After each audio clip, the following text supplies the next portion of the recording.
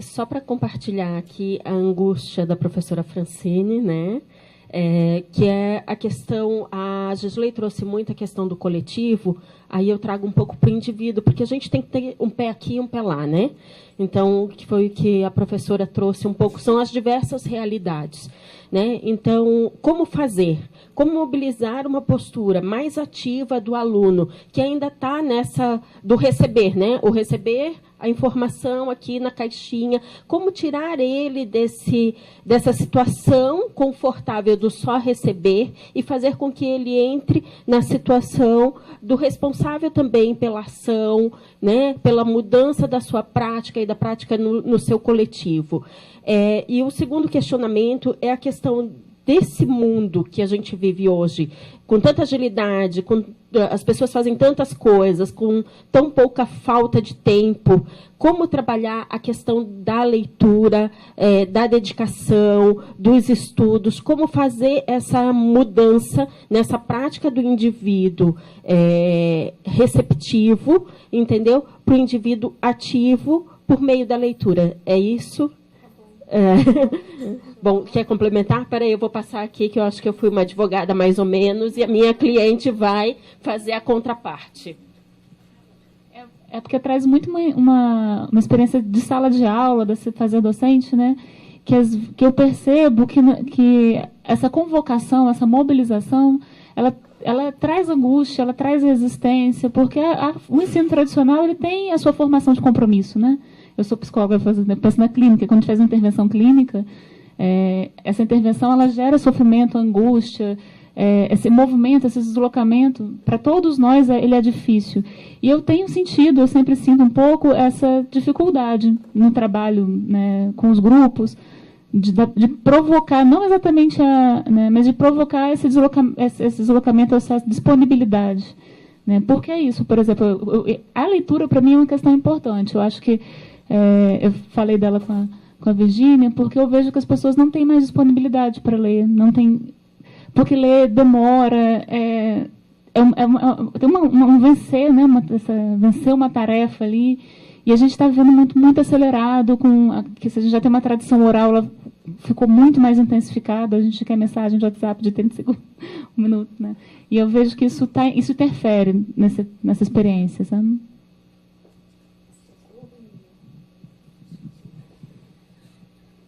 Acho boa tarde ainda.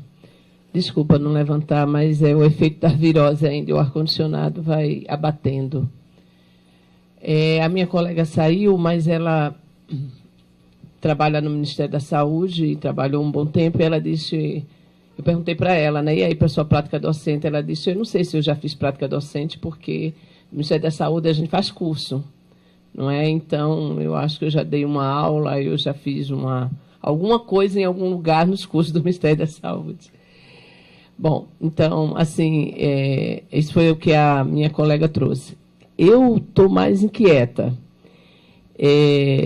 Eu tenho uma experiência com educação básica e uma experiência com educação também política, e agora como docente pesquisadora na Fiocruz, coordenando, né, com a equipe a saúde coletiva, especialização, e a gente tem tido também assumido o desafio da metodologia ativa, espiral construtivista, bebendo muito na contribuição do que vocês conseguiram construir, sistematizar, né, disseminar, e chegou aqui.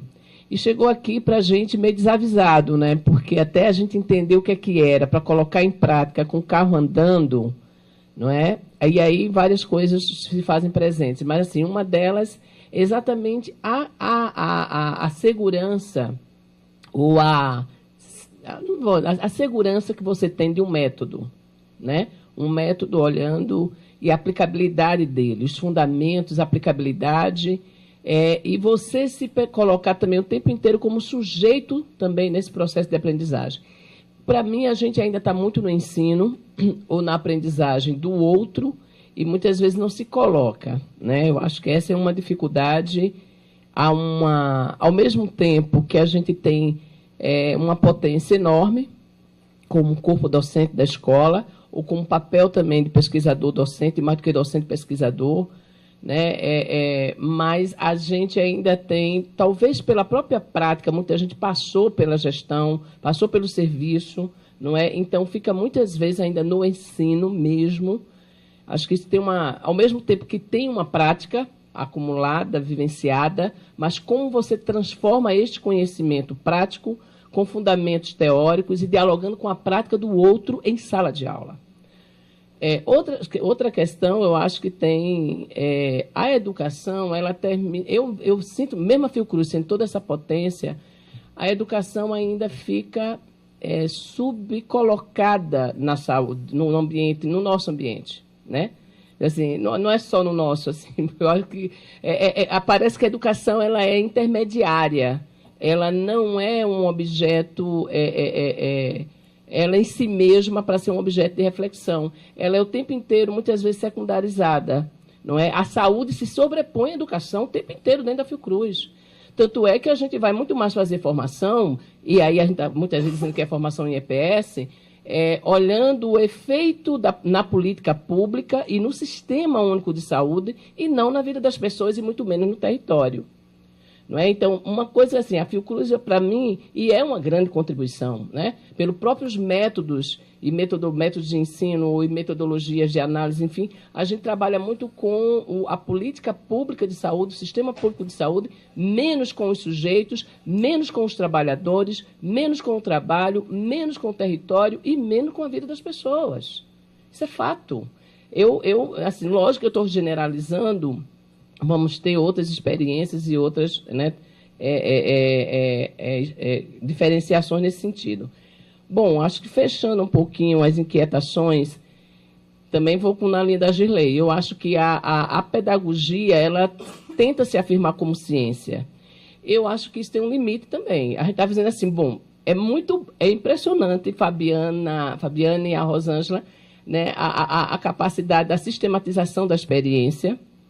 É fantástico quantos anos, certamente, vocês se dedicaram a fazer isto, né?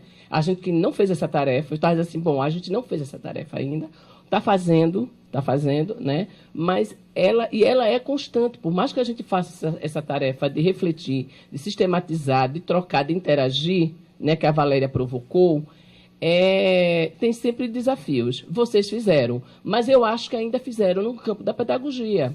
E a pedagogia só como ciência, ela não responde a todas essas inquietações. Como, por exemplo, a categoria trabalho, que a Fabiana e alguém trouxe. Né? Para mim, a educação permanente em saúde, você tem que trazer a categoria trabalho. Não é? Trabalho numa sociedade hoje de conhecimento, trabalho no mundo globalizado, trabalho no mundo onde... A gente olha para a cara dos trabalhadores, gente, é de sofrimento. Como é que você encanta numa sala de aula, não é? O que está sendo desmontado, ou o que está sendo isso ou aquilo. Então assim, e aí o trabalho educativo, no sentido mais hegeliano, ou qualquer sentido que a gente for dar, o trabalho educativo é emancipador, né? Dentro da saúde hoje, está longe. Está muito longe. São raras as pessoas. Aquelas crianças saindo da sala de aula, ufa, acabou. Muita gente deve sair do trabalho de uma unidade básica de saúde, graças a Deus que o meu dia de trabalho terminou, né? Ou então ficar feliz porque salvou alguma vida, ou ficar feliz porque alguém... Enfim, eu acho que a gente precisa trazer outros elementos, Estado, sociedade, democracia, relações interpessoais. A sala de aula não dá conta. A sala de aula não dá conta. O território também, se a gente não tiver uma orientação, um método também, vem uma... Já foi perguntado nesse sentido. Quem é que vai determinar, então, as prioridades da nossa formação ou do projeto aplicativo? É o território? É a determinação social da saúde? É a gente, como trabalhador, que vai trazer o que é prioridade para o projeto aplicativo? Ou é o território que vai gritar em si mesmo? Ou seja, assim, eu acho que tem... desculpa, mas são inquietações nossas. Né? Isso não significa dizer que a gente não esteja fazendo um processo diferenciador, a gente está se desafiando, mas é isso mesmo que a Valéria disse, dá trabalho pra caralho, dá trabalho. E muitas vezes nem todo mundo vem aderir, uns se sobrecarregam mais do que outros. E aí como é que você avalia um trabalho onde uns estão convencidos, outros nem sequer se aperceberam, teoricamente, da diferença, não é? os métodos que você constrói, os espaços que você coloca para fazer o debate, nem todo mundo participa. Então, como é que você faz isso na prática, né? Aí termina fazendo numa coisa menor. Porque, numa escala maior, o risco ainda é maior. Como é que a gente não vai passar esse risco para o aluno? É óbvio que a gente passa isso para o aluno. Eu acho que tem que ser franco também. É melhor fazer tudo isso do que fazer o tradicional. Eu acho que são inquietações e feliz por vocês estarem aqui. Então vamos. Como é que é agora? Não, olha, na verdade a gente teria que dialogar. Eu teria uma só, de tudo que vocês falaram, eu teria uma questão só que eu poderia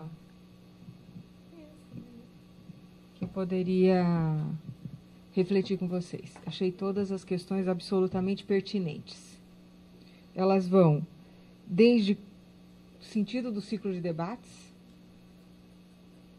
né? Qual a efetividade, o que a gente faz quando o cronograma é apertado, para produzir deslocamento, como conduzir coletivamente, como incluir o território, como pensar nessa conjuntura uma atuação crítica, como mobilizar uma postura mais ativa, como trabalhar com a dedicação dos participantes, leitura, envolvimento, e como o docente pode colocar-se numa nova relação educacional, incluindo o trabalho nela.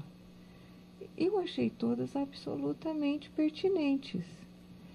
Eu particularmente, eu não teria nenhuma resposta. Não foi passado aqui num slide que o mais importante é ter a pergunta do que a resposta. Eu não tenho resposta pronta. Eu, particularmente, acho que as perguntas estão ótimas. É nessa linha que a gente teria que continuar construindo espaços onde essas e outras pudessem ser faladas e enfrentadas. Às vezes a gente precisa de um momento desse para poder falar. Que às vezes no cotidiano a gente está tão atravessado que não consegue ter um momento para expressar. Vocês conseguiram já, eu diria, em parte, isso aqui já tem um resultado. Em parte, isso aqui já cumpriu uma tarefa. Olha o que nós conseguimos colocar na mesa aqui. Agora, eu sugeriria que se a gente realmente tiver querendo enfrentar essas perguntas e não só denunciá-las, se nós quisermos, nós construiremos espaços operativos para lidar com elas.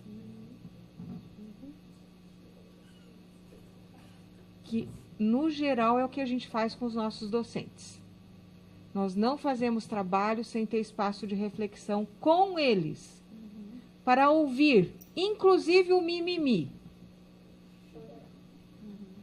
Porque tem um trabalho de acolher isso.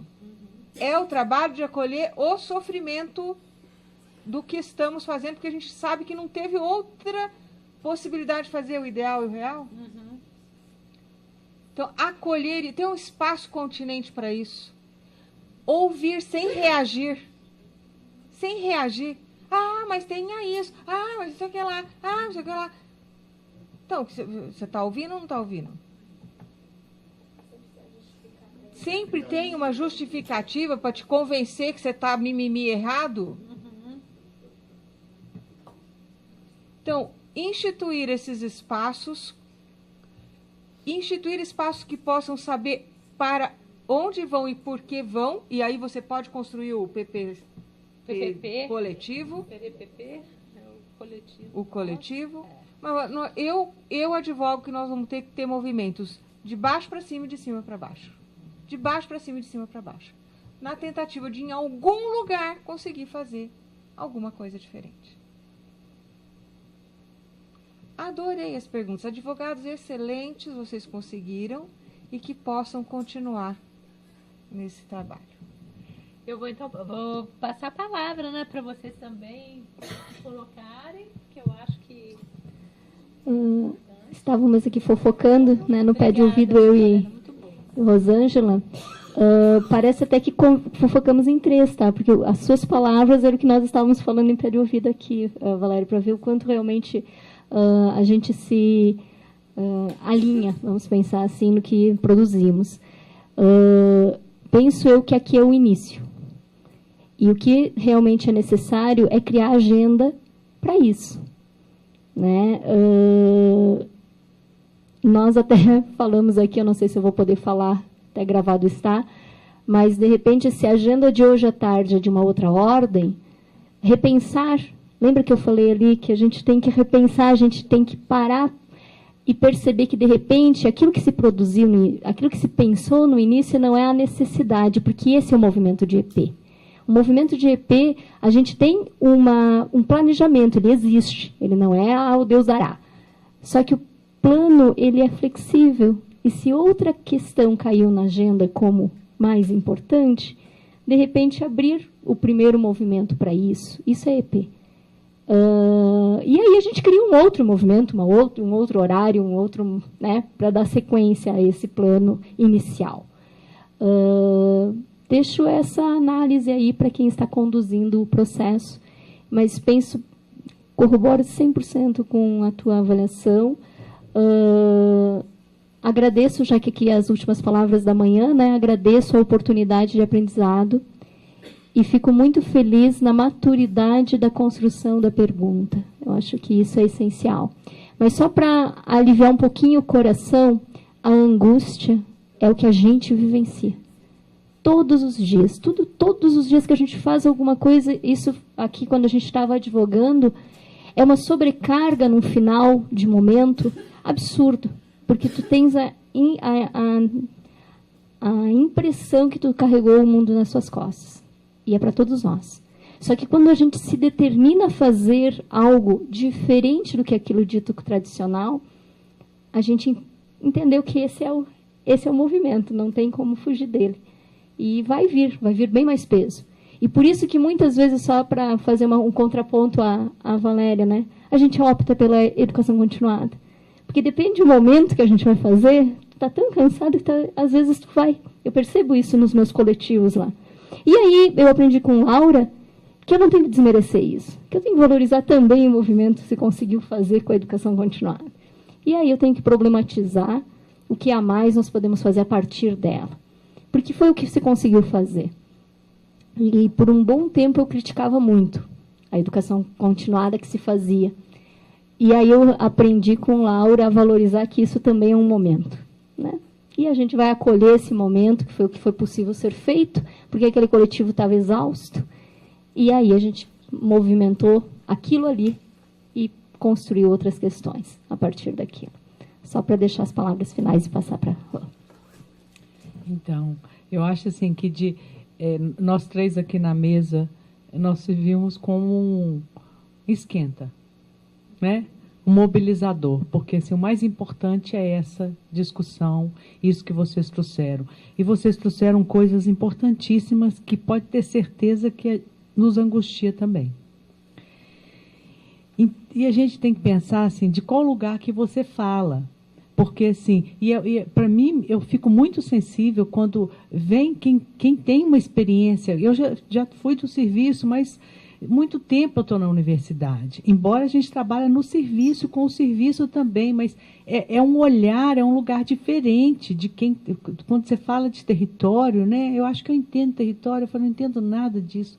Não é que ela coloca, o que você traz também. Então, assim, é do trabalhador, e o que a gente procura, porque qual que é o lugar, né? Eu falo muito no lugar da academia, embora eu esteja inserida na prática, mas é o lugar da academia e é o lugar com o docente, o profissional que quer estar dentro da academia, fazendo mestrado profissional, uma residência, e o aluno da graduação também, o pós-graduação que esteja. Então, é esse lugar, a minha visão, que é limitada, ela dá para ver até isso aí. Então, o que a gente costuma, nós, por exemplo, nosso grupo de pesquisa, nós coordenamos o programa de inovação em docência universitária, e a gente tem um grupo de pesquisa que a gente abriu as portas para qualquer pessoa que quisesse participar. Então, as pessoas que estão no serviço, elas vão. E aí é interessante, porque a gente começa a olhar o lugar delas. E a gente reúne toda quinta-feira, nós conseguimos um espaço físico da universidade, foi uma vitória, e a gente conseguiu reunir de quinta-feira de 8h30 a 12h30. Então, um dia você pode ir, outro dia eu pode. Então, tem profissionais que conseguiram na agenda municipal esse horário protegido, leva lá o certificado, e está participando das discussões na academia. Muitos deles entraram, fizeram provas, às vezes nem específicas, estão no mestrado, e a gente consegue trazer esse olhar aí dentro desse contexto. E a gente também vai, mas é diferente quando você abre a porta da universidade. E me traz muito... A gente está todo mundo no seu cenário sofrido, né? É um sofrimento, dá vontade até de chorar na hora que você foi falando. Eu falei, gente, preciso de olhar esse lado também, mas como é que eu vou fazer para chegar nesse lugar? E é uma pergunta que fica, né? Quem cuida do cuidador? Do cuidador professor, do cuidador profissional, do cuidador, quem cuida? E principalmente daqueles cuidadores que estão ocupando lugar de liderança, porque é puxar as pessoas para realmente participarem, para realmente não estar sozinha, né? A solidão é a pior coisa que tem. Então, eu acho que isso é uma coisa que a gente precisa instituir nos seus locais espaços de discussão. E que sejam espaços reconhecidos institucionalmente. Então, quando a gente está lá na quinta-feira, antigamente era o maior sofrimento, todo mundo marcava. Quinta-feira de manhã você não tem aula, você pode participar disso. Eu não posso, porque eu estou coordenando esse grupo. Se eu não vou, ninguém vai. Eles não vão. Então, hoje a gente já tem esse horário reconhecido, essa estratégia reconhecida, que é... Às vezes a gente tem agenda específica, às vezes é para ficar lá, cada um trabalhando no seu trabalho. Tem um horário, 10 horas da manhã, que divide entre a gente, cada dia um leva o café, e aí é o horário que a gente vai falar de bobagem, entendeu? E rir, que também é importante. Então, a gente tem depoimentos de pessoas que falam assim, nossa, eu fico só esperando chegar quinta-feira. Então, é importante isso também. Então, a gente precisa... Eu acho que é isso. É instituir espaços de encontro. A partir dali, vai surgir afetividade, vai surgir identificação, e a gente vai conseguir vencer isso tudo que vai vir para a gente, que está vindo para a gente. Tá? E outras questões que são interessantes também, que foram como garantir, como fazer o aluno a estudar, a ler, né, as pessoas a lerem, como você tem a segurança de que um método e a sua aplicabilidade, né, na experiência que eu tenho, eu acho que você precisa se qualificar. A experiência capacita, o Dewey já falava, mas você não pode entrar como aventureiro e fazer qualquer coisa. Então, você precisa de entender o método. O seu método está ali e precisa de fazer com que as pessoas, os trabalhadores, os alunos, entendam também que é um método e que tem que ter um rigor. Aí o aluno fala assim, por exemplo, eu trabalho com aula invertida. E a aula invertida, mas eu também tenho que estudar esse capítulo, essa temática, mas também, se é muito grande, eu divido. E ele precisa de trazer para mim uma síntese. Uma síntese daquele, por exemplo, do capítulo X do livro que a gente trabalha. E eu falo, e depois elencar os conceitos chaves, que a gente trabalhar com mapa conceitual. Aí depois eu falo uma síntese numa folha. Aí ele fala, não, uma folha não dá. Por que uma folha? Porque eu vou corrigir 60. De uma semana para outra. Eu não consigo corrigir mais do que 60. E depois vocês têm que aprender a fazer síntese, porque é síntese também. Mas eu dou o meu limite, que honestamente, para eles dentro desse contexto.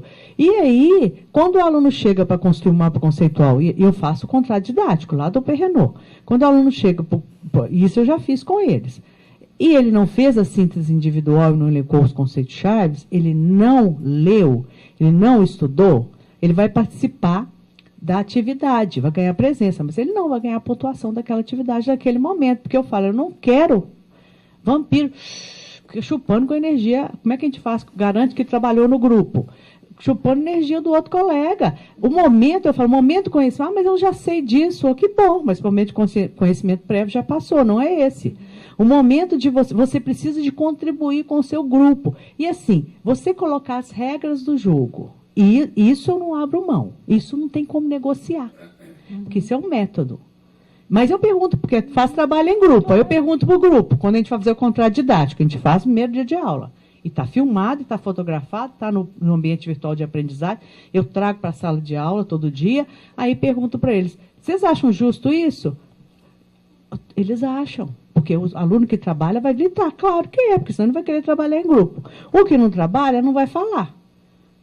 Que não é justo, porque, né? E aí é o contrato de idade que foi feito. Então, tem estratégias que a experiência vai mostrando para a gente que dá certo e você vai trazendo os alunos. No meio do semestre, eu tenho uma planilha. Eu mostro a planilha, olha, se fosse hoje, tanto vale tantos pontos, que é formativo, mas tem a pontuação. Se fosse hoje, olha como é que você estaria. Nossa, professor, não fiz nada, não fiz só esses 2. Não fez. Eu posso fazer agora? Eu falei, agora já passou o momento do coletivo, você já perdeu. Mas o individual você pode. Qualquer momento você pode fazer. Desde que você estuda, eu vou corrigir. Vai me dar mais trabalho. Ainda fala assim, vai me dar mais trabalho. Ó, então você cuida aí, porque eu estou de olho em você, porque você está me dando mais trabalho do que é meu horário. Né? Então, a gente vai, né? Na relação, meus filhos também são jovens, então eu vejo negociação, como é que eu faço para negociar com eles, a gente vai aprendendo com eles. E eles também vão se sentindo respeitados, cuidados, porque você olha por eles, aí tem um feedback, então tem uma série de estratégias que a gente vai, o que a Valéria colocou. Isso é um começo, a gente tem que ser o começo. Acho que hoje à tarde a gente continua na atividade que vocês tinham programado, porque também não dá para a gente esgotar essas coisas. E a gente vai levantando dentro de cada problema que tem aqui, o que a gente vai focar e vai trabalhando com isso, e vai pensando em outros momentos, outras estratégias. Eu queria que vocês... eu queria agradecer muito estar aqui, estou aprendendo muito, gostei muito do que vocês trouxeram. Essas coisas que vocês trouxeram aqui são angústias, né? A gente caminhou realmente no campo pedagógico, às vezes no campo da psicologia, outros campos a gente não dá conta, então a gente precisa de vocês também, para trazerem para a gente esse olhar e falar, olha, tem essa literatura que eu acho interessante você estudar, porque para a gente poder encontrar um meio termo desse contexto, tá?